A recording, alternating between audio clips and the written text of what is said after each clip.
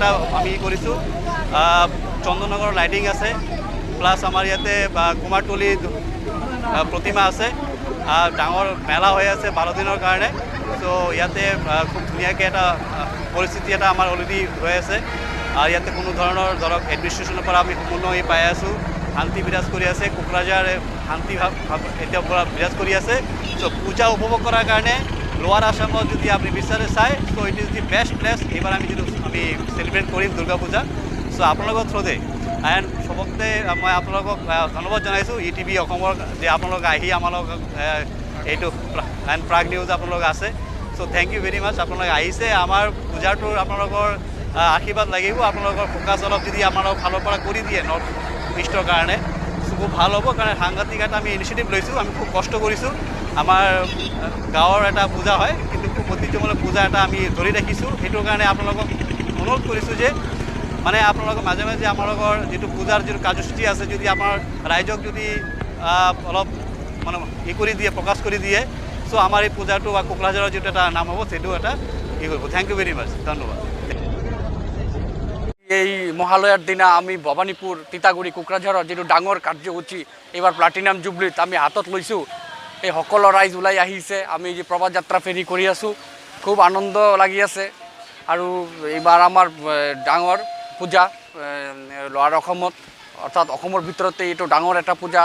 এইবাৰ 75 years complete হৈ আছে, প্লাটিনাম জুবলি। বহুত কাৰ্যসূচীৰ মাধ্যমে আমি এই পূজাৰ আয়োজন কৰিছোঁ আৰু সকলো ৰাইজৰ আমি সহযোগিতা বিচাৰিছোঁ। ইতিমধ্যে প্ৰশাসন আমাক সহায় কৰি আছে। ৰাইজক আহ্বান জনাওঁ যে আমাৰ এই পূজা আমাৰ হিন্দু ধৰ্মৰ এটা ডাঙৰ উৎসৱ হয়, দুৰ্গা পূজা হয়।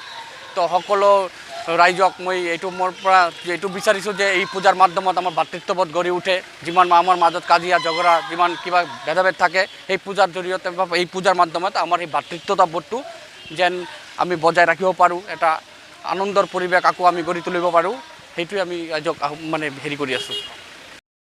দুৰ্গোৎসৱৰ ক'ব গ'লে আজিৰ দিনটোৰ পৰা আৰম্ভণি, দেৱী পক্ষৰ আৰম্ভ হ'ল।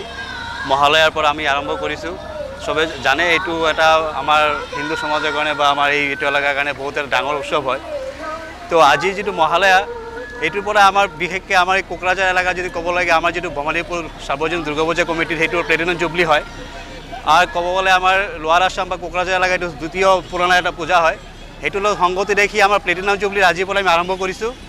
ইভিনিং দিনটোৰ জুৰি আজি আমাৰ সাংস্কৃতিক কাৰ্যসূচী আছে। ইভিনিং আমাৰ মানে গধূলিকৈ আমাৰ আকৌ সাংস্কৃতিক কাৰ্যসূচী আছে। আৰু আমাৰ যিটো পূজা আৰম্ভণি হ'ব, সেইটো আমাৰ মিনিমাম 6 দিনৰ কাৰণে আমাৰ পূজা থাকিব, মেলা আছে। মানে বিভিন্ন ধৰণৰ আমি এক্সট্ৰা অৰ্ডিনাৰী অলপ ভাল এটা মানে আশ্চৰ্যৰ কাৰণে কিবা আমি ভাবিছোঁ। আপোনাৰ ৱেষ্ট বেংগলৰ পৰা প্ৰথমবাৰভাৱে আমি মহিলা ঢাকি গ্ৰুপ আমি ইয়াতে আনিছোঁ। চ' আমি আপোনালোকৰ থ্ৰুতে আমি পৰা অসম ৰাইজক আমি আহ্বান কৰিম যে কোকৰাঝাৰলৈকে আহক। এইবাৰ পূজা মানে কোকৰাঝাৰ। চ' কোকৰাঝাৰলৈ আহি আপোনালোকে পূজা উপভোগ কৰিব পাৰে। চ' অকল অসমৰ ৰাইজৰ এণ্ড আমাৰ চুবুৰীয়া যিটো নৰ্থ বেংগল আছে, আমি ৰাইজক অনুৰোধ জনাইছোঁ আপোনালোকে কোকৰাঝাৰলৈকে এইবাৰ আহক, পূজা চাব পাৰিব।